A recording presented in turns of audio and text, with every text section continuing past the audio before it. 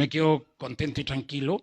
Gracias a Dios por estar con ustedes y tener la oportunidad de compartir la palabra de Dios en este culto presencial, como se dice ahora. En los viejos tiempos había gente que decía, hermanos, yo estoy con ustedes en el culto, envío mi espíritu. Y esos locos siguen estando, y a veces los que más desean volver a los cultos después de toda esta pandemia son los que menos vienen al culto. Eso pasa. La gente es así. Pero ustedes que están aquí hoy, me alegro de verlos. Y agradecido por la invitación del pastor Eduardo, por la posibilidad que me da de compartir la palabra de Dios con ustedes. Así que eso es lo que vamos a hacer. Y gracias a Dios por la oportunidad también de saber que se transmite esta prédica.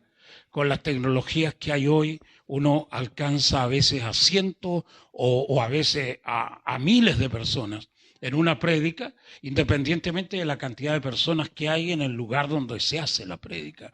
Así es que estoy feliz, saludarlos a todos y a los que algún día verán este video de la palabra del Señor. Esto es el mes de agosto del año 2021. Siempre indico un poco la fecha porque a veces surgen palabras proféticas que necesitan ser contrastadas con la realidad. Así es que estoy feliz de compartir con ustedes en este ministerio cristiano Palabra de Fe. Vamos a hacer la lectura del texto bíblico. Necesito que alguien lea el texto. En Mateo capítulo 11, 28 al 30. Es un tema clásico que hoy vamos a poder compartir con ustedes. ¿Quién quiere hacernos la lectura? Bien, escuchemos la lectura de la palabra del Señor. Amén. Mateo 11, 28, 30. 11, 28, 30. Bien, tenemos la pantalla. Vamos. Dice, venid a mí todos los que estáis trabajados y cargados, y yo os haré descansar. Llevad mi yugo sobre vosotros y aprended de mí, que soy manso y humilde de corazón, y hallaréis descanso para vuestras almas. Porque mi yugo es fácil y ligera mi carga. ¿Lo puedes leer de nuevo, Eduardo? Venid a mí todos los que estáis trabajados y cargados, y yo os haré descansar. Bien. Llevad mi yugo sobre vosotros y aprended de mí, que soy manso y humilde de corazón, y hallaréis descanso para vuestras almas. Porque mi yugo es fácil y ligera mi carga. Es la palabra del Señor. Muchas gracias por esa doble lectura. Siéntense, hermanos, y hacemos la conferencia de esta noche. Estaba recordando mis días de pastor. Empecé a ser pastor cuando me casé. Años 70 me casé con la Erika. Llevamos 51 años de matrimonio. Comencé a ser pastor porque mi suegro era el pastor de la iglesia.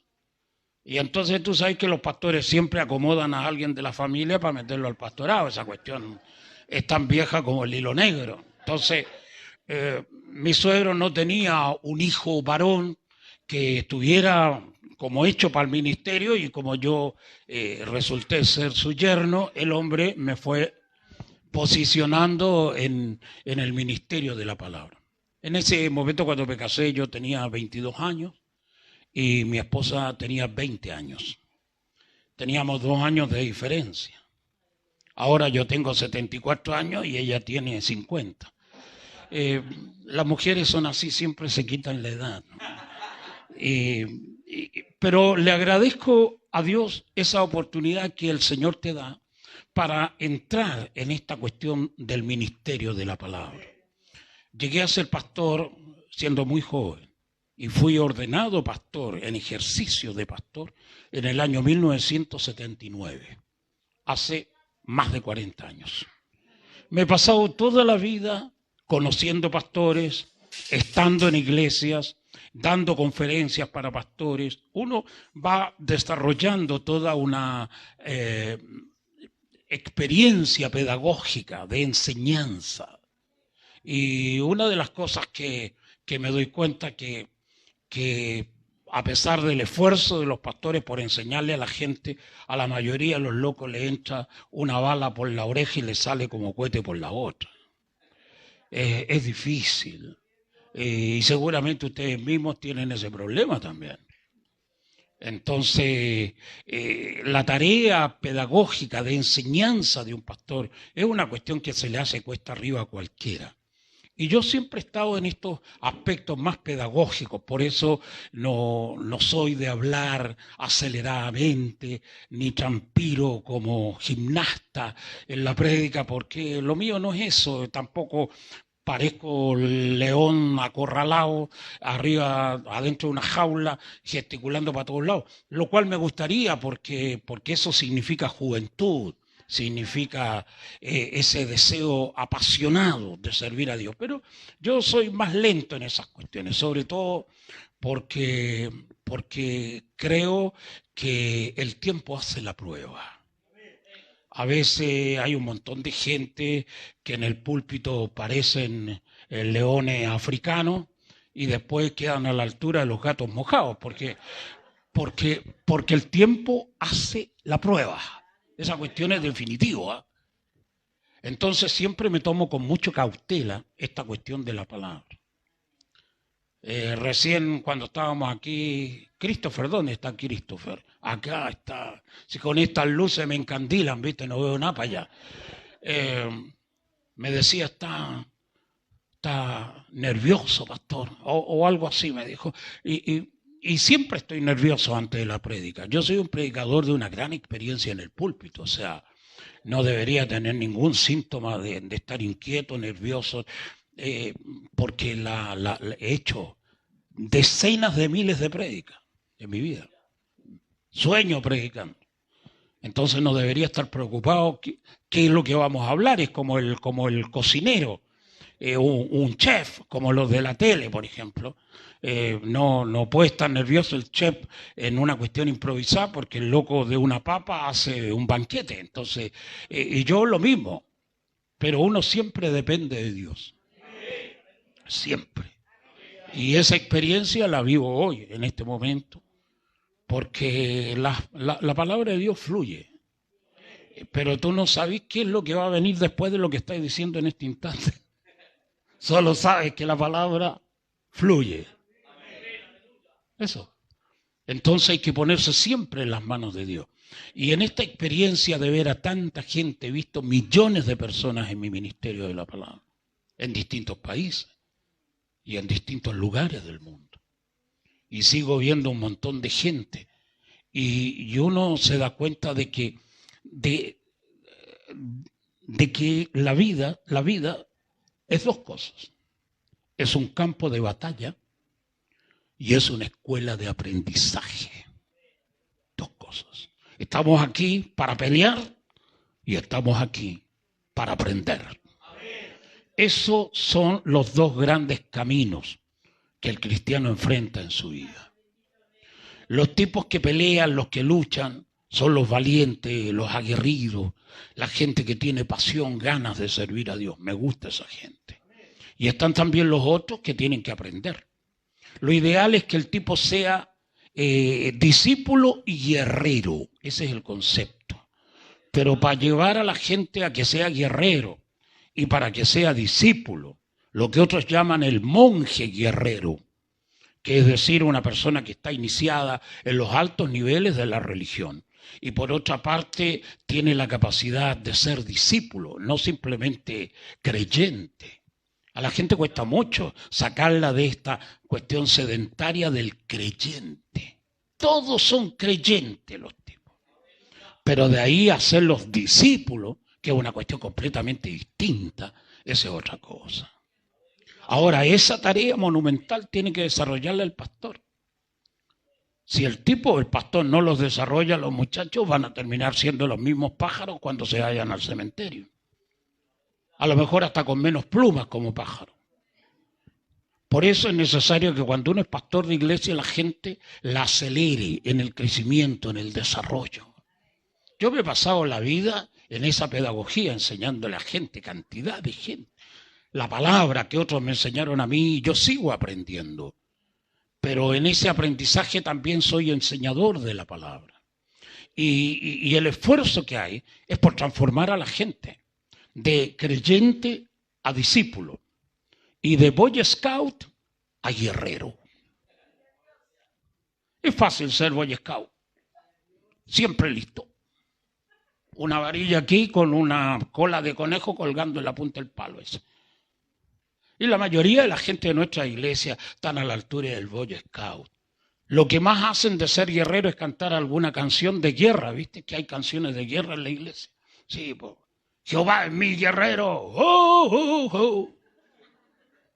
Me recuerdo de los cantantes de los viejos tiempos. Con ese tipo de canciones inspiradoras. Antes las iglesias evangélicas cantaban cosas realmente guerreras, los de ahora no. Sin vacilar marchan soldados.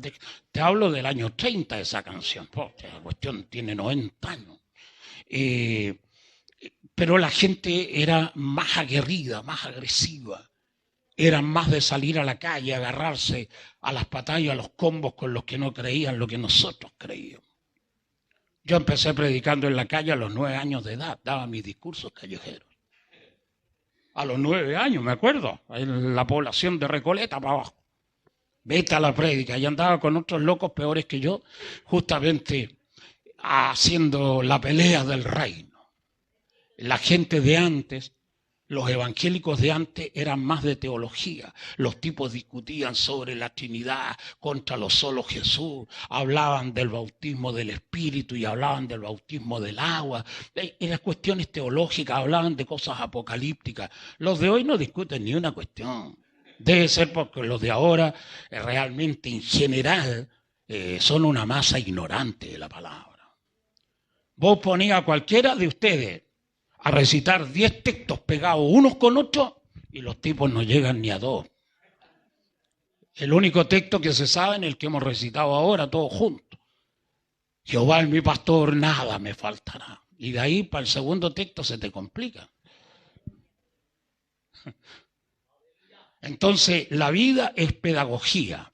Uno tiene que aprender. Y la otra cuestión, tenés que pelear. La vida es combate, es lucha, pero también es aprendizaje. Por eso este texto que hemos elegido, Mateo 11, 28, 30, lo sabemos, lo hemos recitado tantas veces. Donde el Señor nos invita justamente a esta cuestión de llevar su yugo, porque mi yugo es fácil y ligera mi carga. Y comienza con esa invitación seductora que es lo que tengo aquí al frente en la pantalla. Por si se me olvida el texto, lógico que esta gente es muy buena. Saben que los abuelos a veces pierden la memoria y este recordatorio es bueno. Gracias, muchachos. Venid a mí todos los que estáis trabajados y cargados y yo os haré descansar. El gran problema que la gente enfrenta hoy por hoy en la vida, que es lo que yo veo en los públicos de iglesia a los cuales les predico, son estos dos elementos, trabajados y cargados. Son dos conceptos distintos. Trabajados, que otras traducciones de la Biblia interpretan como agobiados, que el concepto es muy interesante, y también esa palabra de Cristo cuando dice no estén afanosos, porque han de comer, que han de beber, que han de vestir.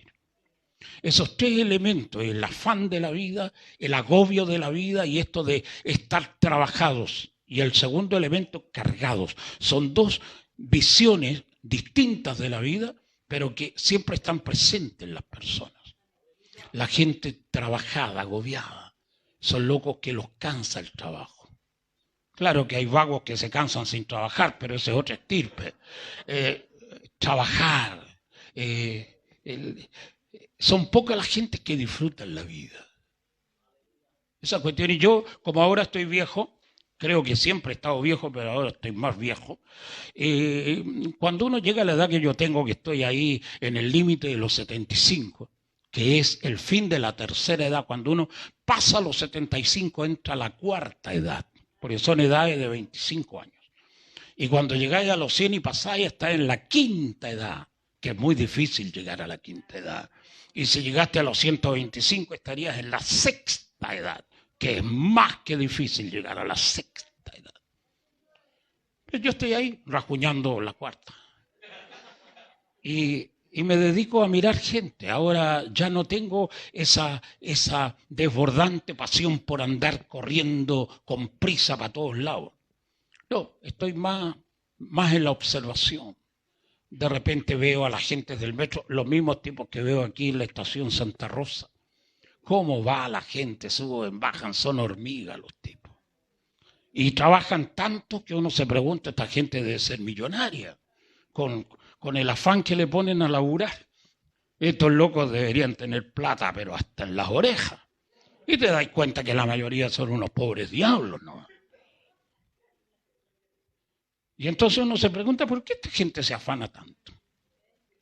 Y me paso la vida contemplando. A veces me voy a la estación de metro, a esta, que cuando vengo aquí con Pichincura siempre me bajo ahí.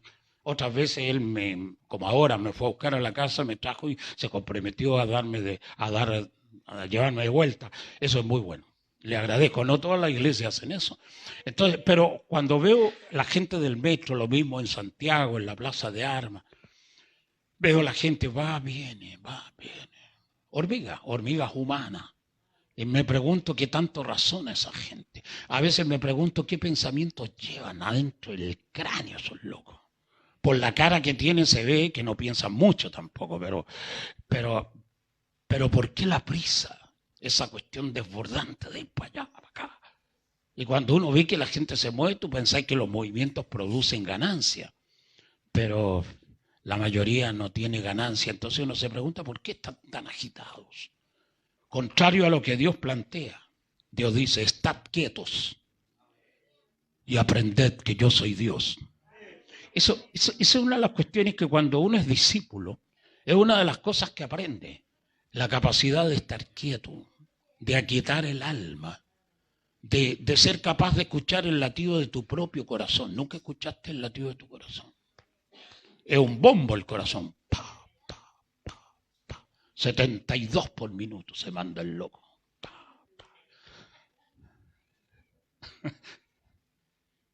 Dicen los sabios que la primera cosa que uno debería aprender a escuchar, si es que quiere aprender a escuchar, son los latidos de su corazón.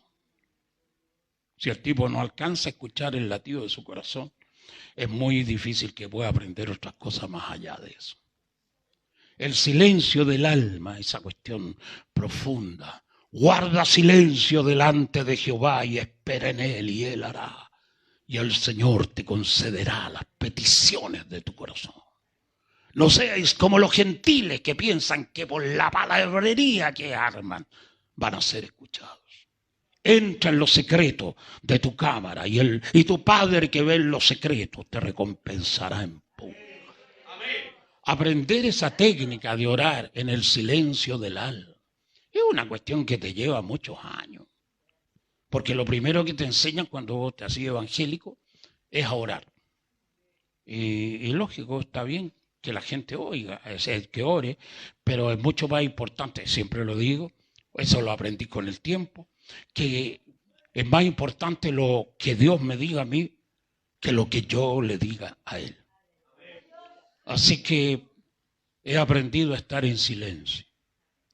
Oro mucho, pero no le digo muchas cosas a Dios. Más bien oro con la oreja parada así como los conejos. Porque en algún momento Dios puede disparar alguna palabra. Otras veces no agarro ni una. Pero otras veces sí. Y esa sola palabra vale más que 1.000.000 de mis oraciones. Pero ¿cuándo hay que aprender eso? Cuando te pasáis muchos años en este camino. Lo cual no significa que no sea bueno orar. Al contrario, tenéis que orar para poder escuchar la voz de Dios. Pero aprender a guardar silencio delante de Dios. Esto es una disciplina de discípulo. Y cuando tú oyes a Dios, Dios te enseña cómo distinguir la voz de Dios en medio de toda esta locura, donde hay millones de voces en la televisión, la radio, la internet, el Facebook, Instagram Y más encima le metís con otras plataformas acústicas y visuales. Los teléfonos que te enloquecen, los computadores. El Netflix, el DirecTV y todas esas porquerías que aparecen en la pantalla idiota. Incluida la doctora Polo y otras sabandijas que te hablan de una cantidad enorme de tonteras en este podrido mundo. ¿Cómo distinguir la voz del amado? Como dice el Cantar de los Cantares, la voz de mi amado es dulce. ¿Cómo distinguir esa voz extraordinaria del Espíritu Santo en medio de esta vorágine, en medio de esta cantidad enorme de ruidos que hacen muy difícil escuchar la voz del Eterno? Porque es como la experiencia de Elías, pues después de derrotar a los Baales y a los profetas falsos de Baal, en ese peregrinaje hacia el monte Oreb, el profeta se mete a una cueva y ahí percibe la presencia de Dios. Un huracán, un terremoto, un viento espantoso, una cuestión que hacía pedazos las piedras. Un fuego, mira tú, un fuego devorador, pero Dios no estaba en ninguno de los tres elementos. Sin embargo, Dios está en el silbo apacible. Hay que tener buenas orejas para descubrir a Dios en ese silbo apacible. Aparte, el loco el profeta Elías, venía de hacer llover fuego del cielo y quemó un montón de cosas con ese fuego. Pudo haber pensado de que en el fuego estaba Jehová, el Dios de los ejércitos. Pero el profeta es vivo, inteligente, espera y descubre a Dios en ese silbido apacible. Es difícil, después de haber visto cómo Dios derramaba fuego sobre el holocausto de Elías, es difícil no confundirse, porque la gente tiene la tendencia a pensar que cuando Dios se manifestó de una forma, siempre se va a manifestar de la misma forma. Y esa cuestión, cuando tú aprendes a ser discípulo, te das cuenta que no siempre es así. Porque Dios se viste de ropajes. A Dios le encanta cambiarse de ropa, no como yo que ando siempre con la misma pinta. Dios tiene trajes distintos. Por eso cuando resucitó el Cristo en el camino de Emaús, los discípulos no lo reconocieron, porque estaba vestido de otro ropaje. ¡Qué bueno! Tienes que aprender a reconocer a Dios. No importa el vestido que se ponga. Cuando tú caminas con Dios, descubres la esencia del Señor. Esa presencia divina y gloriosa que no se repite con las vestimentas externas. Porque Dios es esencia y hay que descubrir esa esencia divina. No importa qué ropaje use Dios para manifestar su gloria. Ese caminar con Dios, esa disciplina de descubrir a Dios, es una cuestión que te lleva muchos años. No es fácil. Bueno, la cuestión es que esta vida que enfrentamos es esas dos cosas. Es una escuela y es un campo de batalla. Por eso el apóstol dice, he peleado la buena batalla. Significa de que esta cuestión es brava y que con toda certeza van a haber horas muy difíciles en la vida de todas las personas. Por eso la gente que hablan sobre esta cuestión profunda de la vida, te dicen que en estas áreas donde uno se mueve, hay la presencia de un elemento generalmente fatídico que se llama el dolor. De ahí la expresión trabajados. El dolor. Dicen los especialistas que la primera premisa que tiene el dolor es que todos los mortales van a sufrir. Así que partiendo de esa base de pensamiento, todos ustedes deben entender, y yo también, que el hombre está destinado a sufrir. Esa es la primera premisa. La segunda premisa sobre el dolor dice que el dolor es evitable.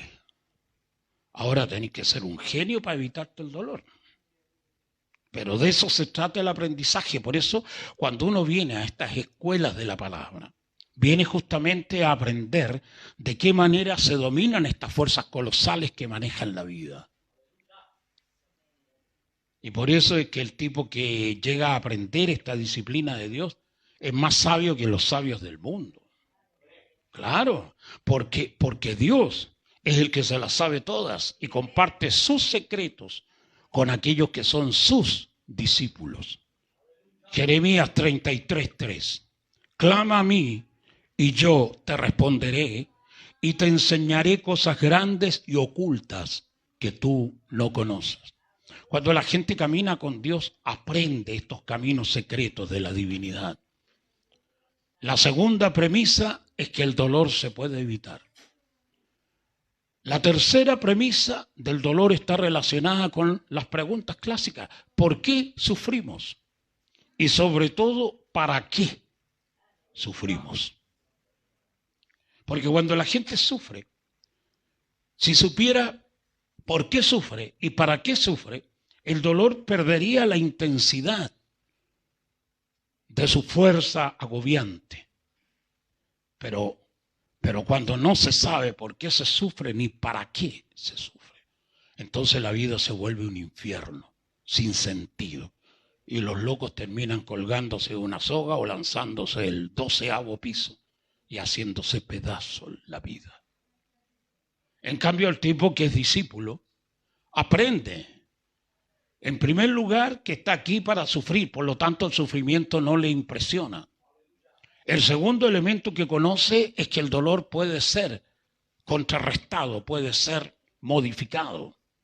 Pero para tener la capacidad de modificar el dolor, el tipo tiene que aprender las técnicas que posibilitan ese evento. Que no es cuestión de pedir nomás, Señor, líbrame de este dolor. No, va a tener que saber cómo salir del agujero en que te metió la vida. Generalmente, de ahí el tema de los trabajados, la gente se mete a pantanos que realmente son impresionantes. Yo me paso la vida dando consejos. Yo mismo tengo mucho cuidado de no andar metiendo las patas y metiéndome en líos. ¿Viste? Claro, porque si soy pedagogo, tengo que tener más cuidado que los discípulos para no andar haciendo tonteras o metiéndome en problemas. Pero la gente se mete en problemas. Y el lugar donde la gente tiene más problemas, es en el matrimonio. O los locos que están de novio y que después se casan. Porque esa cuestión sí que determina el éxito o el fracaso en la vida. El matrimonio. Si tuviste la suerte de casarte con la mujer virtuosa, Proverbios 31, el texto lo dice, difícil hallarla. No porque las mujeres no sean virtuosas así en mayoría, sino porque hallar la mujer virtuosa hecha para ti, esa es la cuestión difícil. Es como agarrar 100 naranjas y partirlas por la mitad. Las 100 tenéis 200 mitades. Y después tratáis de encontrar la mitad, agarráis una y decís, a ver, ¿cuál es la mitad de esta naranja? Y empezáis a probarlas todas, aquí, allá, están más chicas, más grandes, más gordas, más... Y se te complica la media naranja. Todas son medias naranjas, pero vaya la justa. Ese es el problema. Y ese es el problema que tiene la mayoría de los matrimonios. Y después terminan diciendo, me casé con la mujer equivocada. O las mujeres, que las he escuchado centenares de veces en mis prédicas, me dicen, pensé que este era el príncipe azul. Pero la verdad es que está caro para ser sapo del cuento ese del príncipe azul y la rana.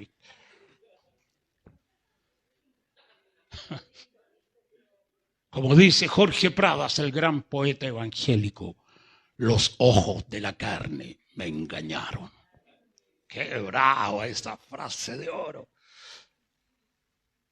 Como Sansón vio a una mujer, a una mina y se enamoró. Tipo no sabía ni cómo se llamaba la mujer. La cuestión es que lo impactó. Eso se llama amor a primera vista.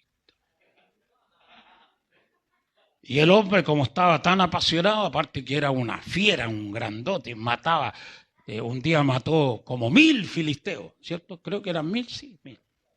Con la quijada, la mandíbula de un burro, hermano. No sé si alguna vez viste una mandíbula de burro, viste que tienen la cara larga los burros. Entonces la mandíbula parece un machete. Con una mandíbula de burro mató a 1000 filisteos. Imagínate si hubiera agarrado el burro entero el loco. Todavía estaría matando filisteos. Apasionado. Quiero casarme, le dijo a su mamá y a su papá, porque el grandulón andaba con papá y mamá de la mano. El tipo unos músculos impresionantes para levantar 500 kilos así en el envión olímpico. Pero tenía el cerebro el tamaño de un poroto. Es el problema de la gente. Mucho músculo y poco cerebro. Si todos esos músculos fueran cerebro, el loco hubiera inventado la bomba atómica hace como 4000 años para atrás. Pero no. Tenía solo músculo. Y en la fiesta mató a los cuñados, mató al suegro, a la suegra, hizo desastre. Porque le dieron los monos. Y en un minuto deshizo todo lo que había construido en años. Cuando la gente se casa tiene que tener mucho cuidado. Este mensaje, seguramente por la cara que tienen los señores que veo en la primera fila, descubro que están casados. Porque con esas caras, muchachos, no creo que estén solteros. Pero esta palabra le puede llegar bien a gente que están viendo este video y a otros que lo van a ver. Y la advertencia de Dios es clara, ten cuidado. Porque esa decisión de casarse se toma una sola vez en la vida. Hay que tener cuidado si le dais el palo al gato o a la gata en este caso. Porque si no, los dolores que va a tener la gente van a ser múltiples. Lo que yo me doy cuenta en toda la vida que he vivido, y como dijo Pablo Neruda, confieso que he vivido, descubro que los grandes problemas la gente los tiene en su matrimonio. A veces el hombre y la mujer son complicados, son dos pájaros difíciles de adiestrar. Entonces, cuando tratan de vivir juntos, se pelean mucho. Todos los matrimonios pelean, hasta los que parecen más santos pelean. ¿Viste? No quiero entrar en detalle acá, pero todo el mundo pelea. Solo que hay que tener cuidado para que esas peleas no se transformen en una situación que va dando vuelta y vuelta toda la vida hasta que llegan los desastres. Hay que tener cuidado. Pero cuesta encontrar ese equilibrio perfecto que permite el desarrollo del amor en familia. Los otros que te ocasionan problemas son los hijos. Unas sabandijas. A veces los padres se arrepienten de haberlos engendrado y las madres se arrepienten de haberlos parido a los tipos. Porque son una tropa de indeseables. Es triste, ahora cuando se tienen hijos bendecidos, benditos, es otra historia. Pero la mayoría de los hijos hoy por hoy son una vergüenza para sus padres. Y el viejo y la vieja se afligen por el hijo que tienen. El dolor, sobre todo las mujeres, están destinadas a sufrir más que los hombres. ¿Vos te imagináis el sufrimiento de las mujeres esas de Afganistán con los talibanes hoy? Esos locos sí que son malos. Hay mujeres que se quejan de sus maridos aquí en Chile. Yo te quisiera ver, mujer, en manos de los talibanes. Claro, son unas bestias. Y entonces las mujeres están destinadas a sufrir. Por eso una mujer tiene que tener mucho cuidado con el marido que elige, con el novio. Porque lo más probable es que ese marido la haga sufrir. Solo que tenés que encontrarte un marido que te haga sufrir menos nomás. Pero todos los tipos son problemáticos. Todos. Es muy difícil encontrar a Superman, el hombre 10. El virtuoso, una especie de Brad Pitt, con plata, buen mozo, con buen futuro en el sí. Es muy difícil, muy difícil. Las que generalmente zafan y se casan con hombres que las mantienen bien son las mujeres hermosas. Las mujeres hermosas. Valen en oro o en polvo el peso que tienen. Las mujeres hermosas son maravillosas. Y seguramente no van a tener que afligirse mucho por casarse con un marido que tenga plata y que las mantenga bien. Solo tienen que ser hermosas. Las otras tienen problemas. Tienen que trabajar duro, afligirse mucho. Aparte, algunas tienen tan mala suerte que se casan con un marido vago. Ellas son trabajadoras, empeñosas, le ponen el hombro a la vida. Pero el marido, un vago. Generalmente el vago, como el de la parábola de los talentos, Mateo 25, el que recibió un talento desenterró el talento. Y será flojo, pero rematado el flojo. No trabajó ni para Dios, imagínate. Y cuando llegó el jefe que aprieta fuerte, lo mandó a freír mono. Pero el tipo vago, nace vago. Por eso las mujeres que tienen planificado casarse tienen que descubrir primero, hacerle un chequeo al potencial novio para ver si el loco va a ser trabajador o le va a costar trabajar. Generalmente el tipo vago es pintoso, porque como tiene tiempo y no labura, no estudia ni trabaja, tiene tiempo de pararse frente al espejo, ponerse la pinta, se compra un traje, el tipo agarra por ahí una liquidación de un perfume Paco Rabanne y se perfuma e hipnotiza a mujeres cuando pasa cerca de ellas. Bueno, las mujeres por el olfato siempre las podía atrapar. Entonces el vago huele a millonario. Vive del padre y de la madre. Es un parásito.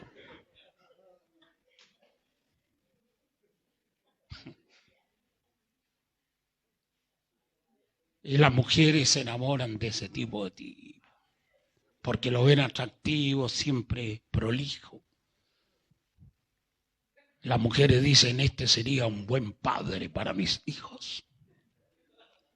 Pero después, con el tiempo pasa, descubre que el tipo no labura, que le tiene terror a todo lo que sea herramienta, a todo lo que huela a sacrificio. Odia los avisos económicos del diario El Mercurio los días domingos a la mañana.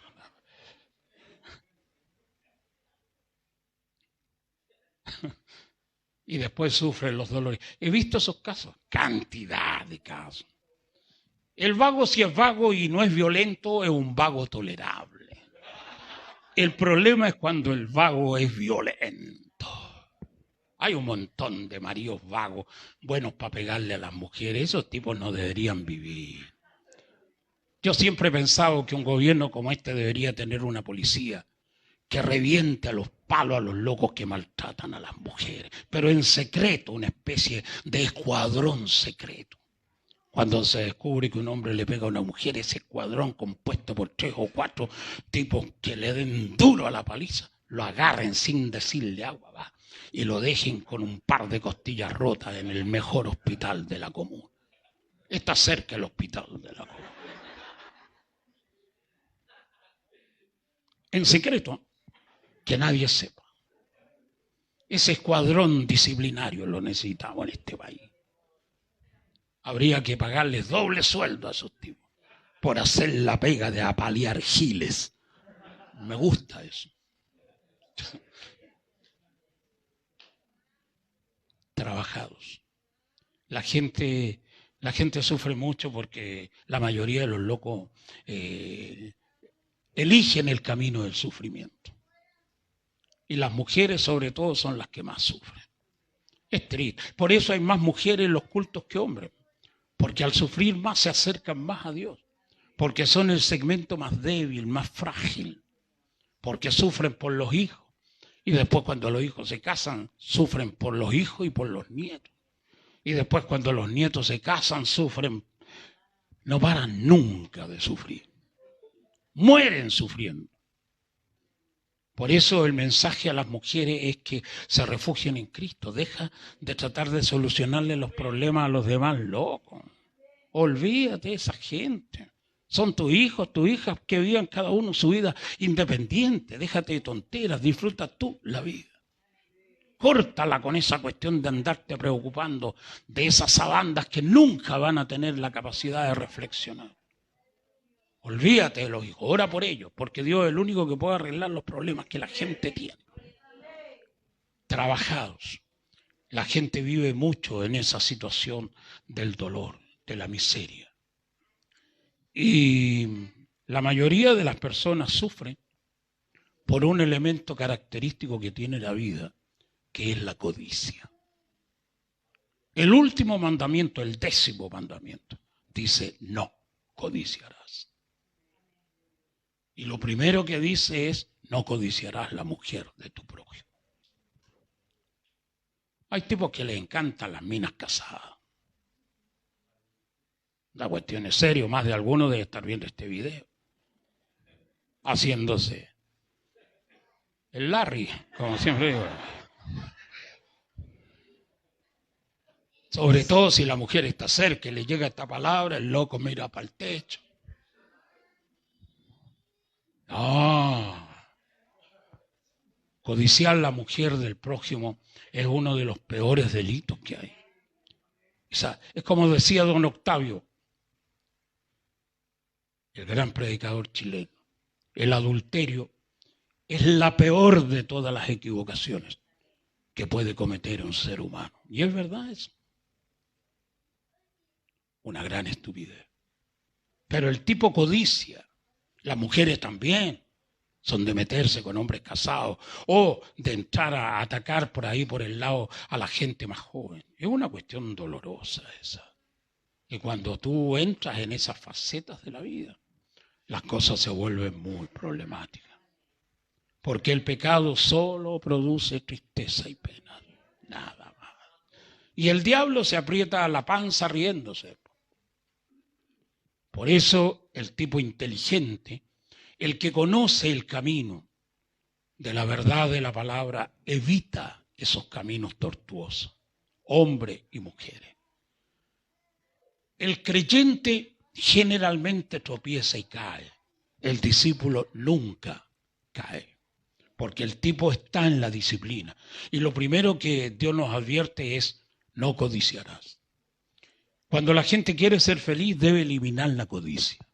De cualquier cosa, la codicia, la ambición, los anhelos, la envidia.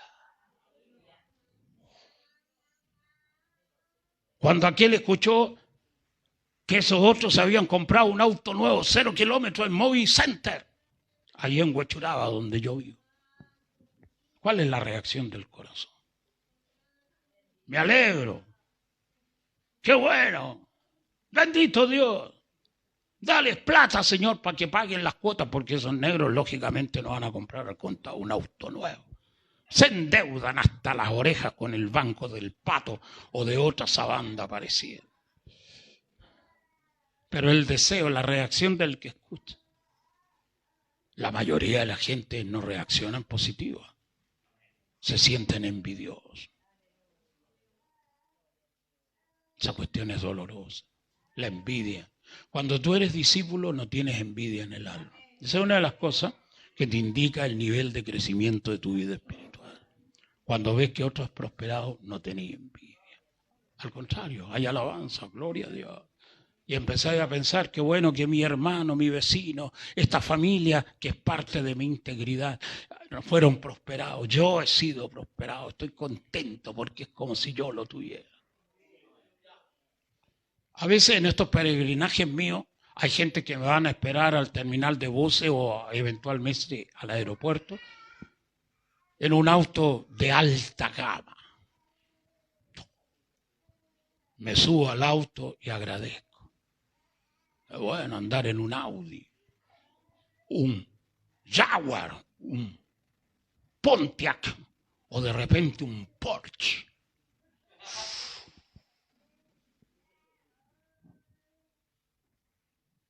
Y siempre en el corazón la palabra. Esto no es mío, pero también es mío. Dios le dio la plata a este loco para que se comprara semejante pedazo de auto y yo lo disfruto sin gastar un mango porque ni siquiera la benzina pago. Y me llevan para todos lados en un auto último modelo. ¡Qué bien! No tenéis que tener envidia. Cuando tu prójimo prospera, hay que alegrarse y saber que esa bendición que Dios le dio a esa persona, en algún momento la puedes disfrutar tú. Eso. No hay codicia, no hay deseo. No hay deseos de tener ni eso, ni lo otro, ni nada. No hay codicia. El tipo deja el cansancio que obliga el trabajo. Uno de los grandes elementos que produce el dolor es la codicia. Pero cuando tú eres joven, como estos jóvenes que yo he visto acá en esta reunión, los tipos le enseñan a competir. Tenés que ser el mejor, el primer puesto, el primer lugar. Tenés que traer notas 7, 6, 9, no sirve. 7. Y al muchacho lo aflige. Le roban la infancia a los cabros chicos con esa exigencia tonta. Todavía no conozco uno que se alegre cuando el hijo le trae una nota roja, ¿no? Nadie. Ni aunque sea del Partido Comunista, ¿viste? Rojo.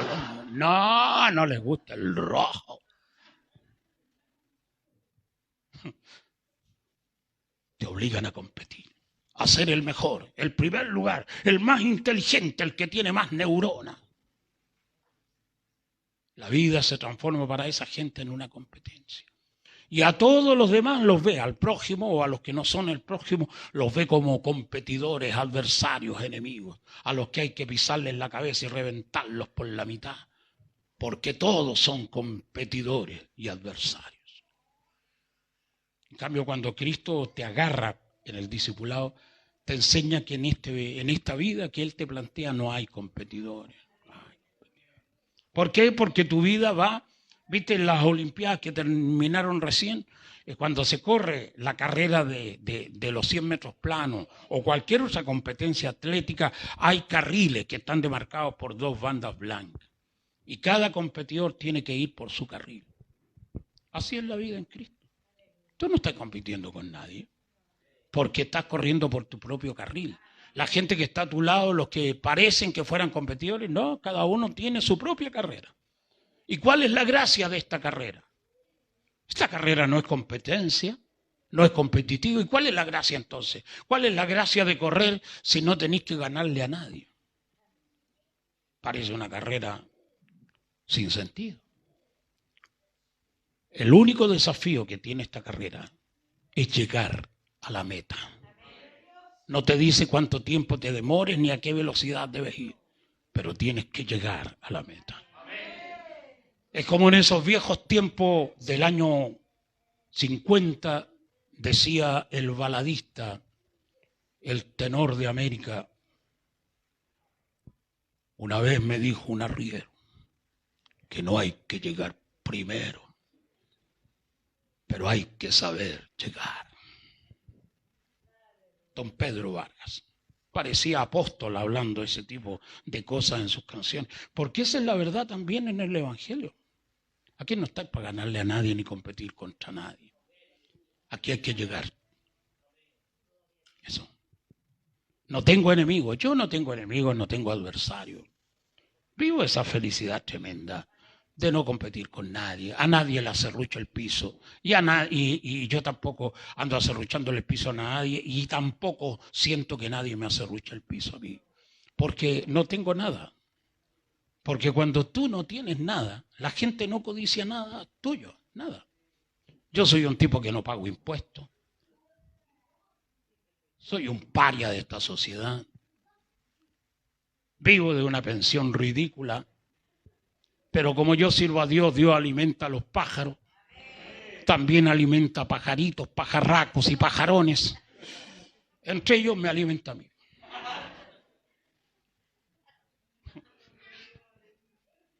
No pago impuestos. Mi casa está exenta de contribuciones porque es una casa ahí no va. Y todavía podría comprarme otra casa y seguiría sin pagar impuestos porque estoy en la tercera edad con mi mujer. Vivo feliz, no le pago impuestos a este país, eso me alegra. Todos los locos se quejan de que con los impuestos le dan a la policía que son corruptos, le dan a los milicos que también tienen las mismas yayas. Hasta los bomberos roban mangueras. Entonces la gente se siente mal porque dice, mis impuestos los están malgastando esta sabandija. Como yo no pago impuestos, nunca me lamento. No importa cuánto roben otra sabandija. No son mis impuestos porque yo no los pago. Y como si fuera poco, este bendito gobierno me regala plata.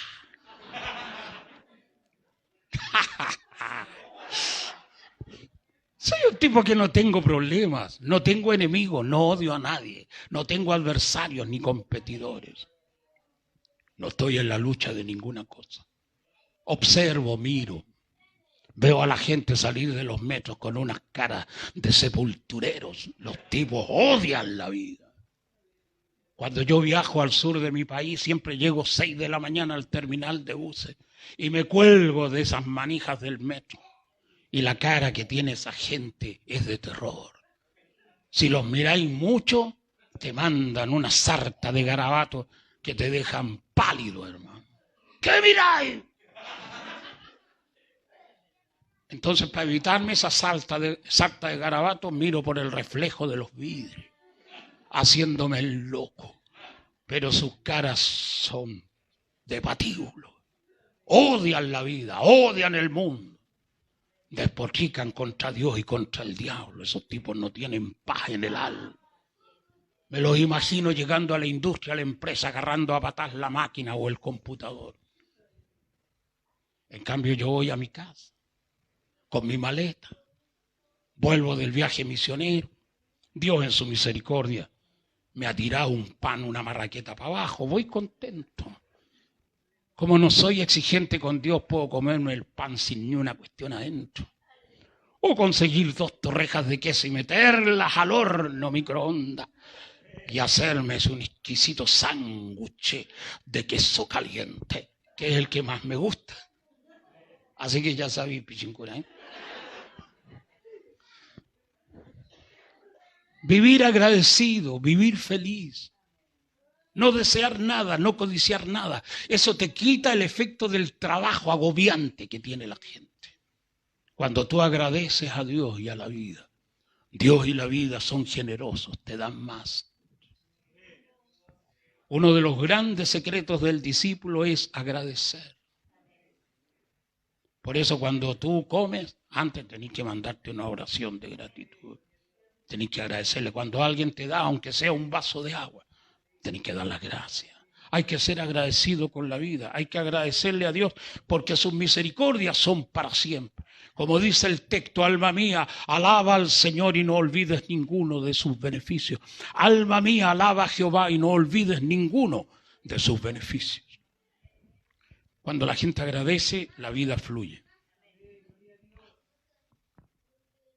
Y sobre todo cuando el discípulo logra ser feliz, que es una alta meta en el discipulado. Cuando el tipo elimina la codicia, el deseo, la ambición. Cuando no hay ningún deseo en el alma, sino que hay quietud. Esa es disciplina muy difícil de adquirir. Pero cuando la gente llega a esos niveles de felicidad, cuando el tipo no es disperso, sino que está centrado como el rayo láser en su propia realidad, en su adoración con Dios, esa cuestión es extraordinaria. Te produce paz, porque no te movís para ni un lado. No eres como la vida del péndulo, los viejos relojes, para allá, para acá. Es lo que Dios dijo, este pueblo divaga de corazón. Por lo tanto, juré en mi furor que no entrarán en mi reposo. Así estaban los hebreos, los israelitas, en la marcha del Sinaí, para allá y para acá. Servían a Dios, después no servían. Alababan a Dios y después se olvidaban. Divagar de corazón. Esa oscilación es lo que produce infelicidad. Pero cuando el tipo está centrado en su propia realidad, está quietos. Ese es el secreto. Estar en paz en el alma. sin deseos, sin codicias, sin ambiciones, sin sentir envidia de nada ni de nadie, sentir paz en el alma. Cuando eso pasa, cuando se da ese estado de felicidad interior, la vida fluye así. Dios te da de todo, ¿eh? Casa, auto, bendiciones, dinero, todo cuando no lo codicias. Usted realmente exagera, pero es así, no codicia. Por eso el texto, Salmo 23, el que leímos ahora, último versículo: ciertamente el bien y la misericordia me perseguirán todos los días de mi vida, y en la casa de Jehová para siempre viviré. El texto en el hebreo original no usa la expresión me seguirán, sino que usa el verbo español perseguirán. Me seguirán por sí mismos. El bien y la misericordia, la abundancia, la paz. Cuando un tipo vive en la relación perfecta con Dios, no tiene codicias y las virtudes de la vida lo siguen. Lo sigue la buena salud, la buena vida, la abundancia. Va a morir de viejo, pero va a morir siendo un viejo sabio. Porque es una de las grandes preocupaciones que ahora la cabrería joven ni la tiene. Pero cuando vaya acercándote a la vejez, siempre pensáis un poco en cómo vaya a morir. Hay varios aquí que debieran haber visitado una funeraria viendo qué trajecito de madera les vendría bien. Pero la gente nunca va a una funeraria. Pichincura, ¿has visto un loco que vaya a una funeraria y se pare al frente en la vitrina? O que entre y pregunte, ¿tiene algo para mí? Nadie. Pero nos haría bien. Yo a veces lo hago.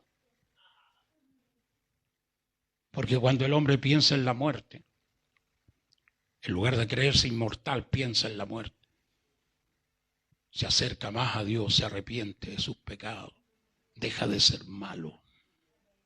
Porque los locos que no piensan en la muerte generalmente atropellan, masacran, hacen pedazos a otras personas, destruyen la vida del prójimo. Pero cuando un tipo sabe que va a enfrentar algún día el tribunal, las cosas toman otro color, chicos. Porque sabéis que más temprano que tarde va a tener que estar delante del tribunal de Dios, dado cuenta de lo que hiciste y de lo que no hiciste. Y esa cuestión te produce miedo, te produce temor, te produce respeto a la vida. Y el tipo comienza a santificarse, porque sabe que está más cerca del arpa que de la guitarra. La gente se cree inmortal, pero no son inmortales. Algún día todos tendrán que morir. La pregunta que siempre me hago para mí mismo: ¿cómo va a ser mis días futuros? La gente me pregunta, ¿usted va a seguir predicando hasta los 100 años, predicador? Capaz que vengo cuando Pichincura tenga una catedral en este lugar o en otro. Claro, y voy a estar tan saludable como ahora. Fíjate que yo nunca he estado enfermo en toda mi vida. Tengo casi 75 años. Nunca he estado enfermo. Nunca me han puesto ni siquiera una inyección de penicilina en el pellejo. Nunca. Nunca. Ni de guagua.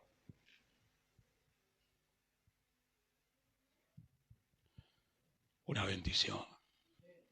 Le doy gracias a Dios. Por eso el discípulo, como es mi caso, tú aprecias la bendición de Dios en la salud física. Lo otro bueno es tener la cabeza clara, capacidad de pensamiento, memoria de elefante. La otra cosa buena es hablarle a la gente. Los viejos como yo, que tenemos casi 75, ni los nietos quieren escucharlos. El viejo tiene que sobornar a los nietos para que le pongan atención, por lo menos darle 5.000 pesos a los tipos. Porque entre escuchar al viejo y atender el teléfono, no hay por dónde perderse, nenes. Sobre todo si el viejo habla puras leceras, ¿no? Nadie quiere escucharlo.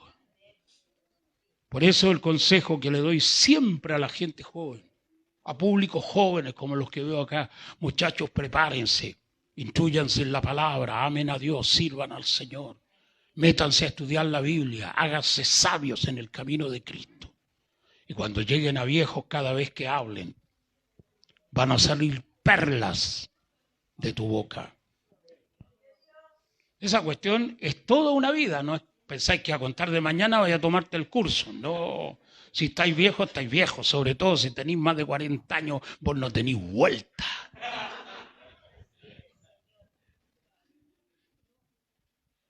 Esa cuestión es lapidaria. A veces, porque siempre es muy directo este tipo de temas, le digo a la gente, acuérdate de tu Creador en los días de tu juventud.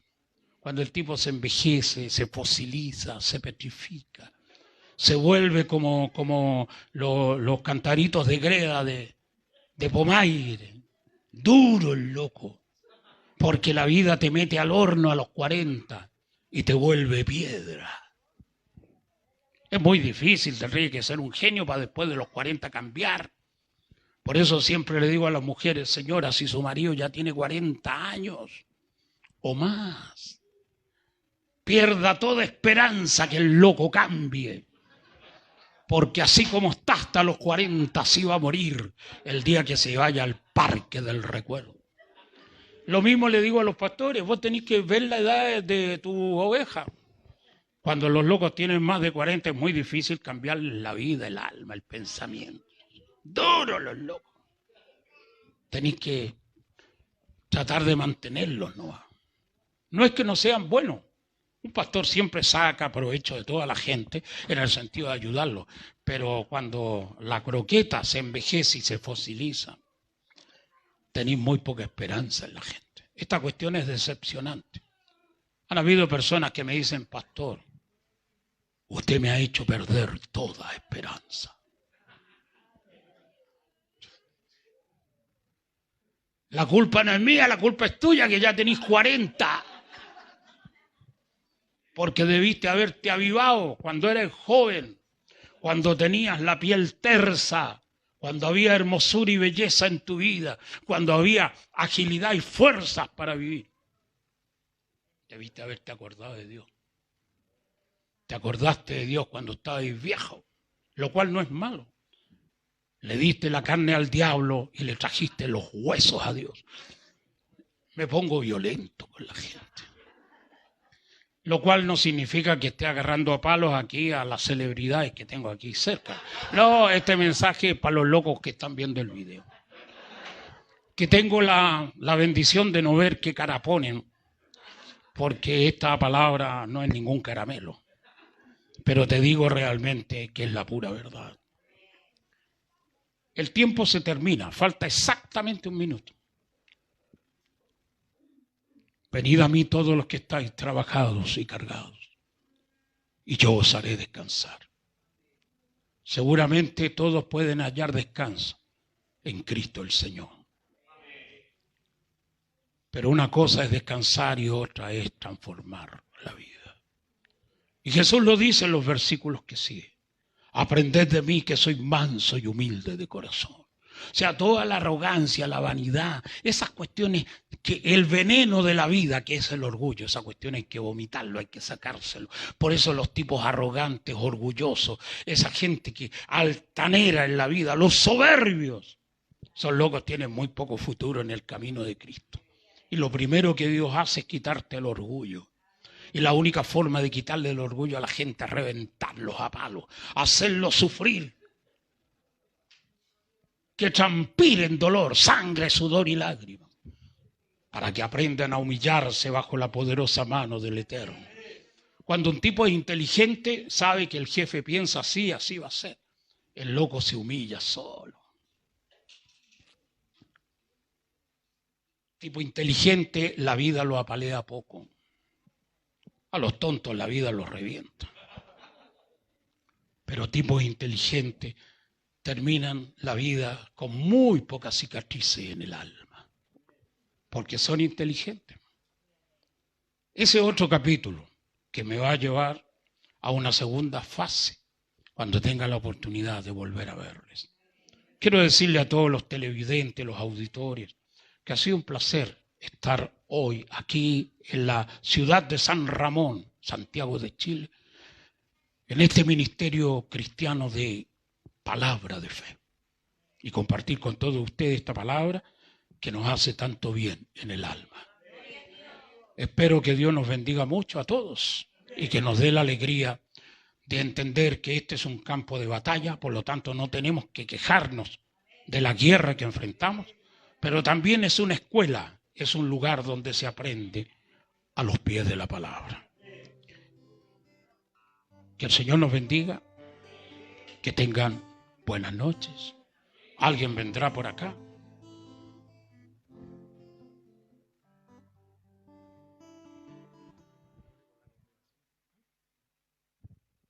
¿Quieren ponerse en pie? Me dice el pastor que podríamos orar. Qué bueno. Es como siempre digo, el poder de la oración no está en el que la hace, sino en el que la oye. Y sabemos que hoy, en este instante, Dios oye nuestra oración. De los que estamos aquí y de los que están a través de esta pantalla y los que algún día verán esta prédica.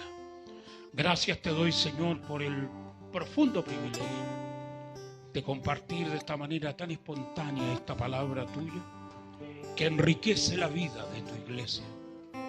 Danos la alegría de saber que este es un campo de batalla, pero que tú estás en medio de este campo de guerra para darnos la fuerza para vivir y para sobrevivir.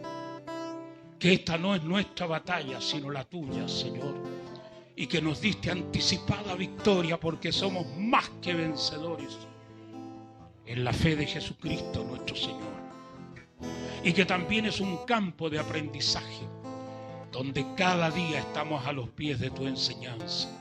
Danos un corazón humilde y sencillo, dócil para entender tu disciplina y para ser bendecidos. Señor, danos la alegría de ser gente inmensamente feliz. Trae sobre nuestros hogares, sobre nuestros matrimonios y sobre nuestras familias la bendición maravillosa de tu paz, de tu amor, de tu esperanza y de tu fe. En el nombre de Jesús nuestro Señor lo pedimos y lo recibimos. En el nombre de Jesús nuestro Señor. Amén. Vamos a la gloria a Dios. Gloria a Dios. Gloria a Dios.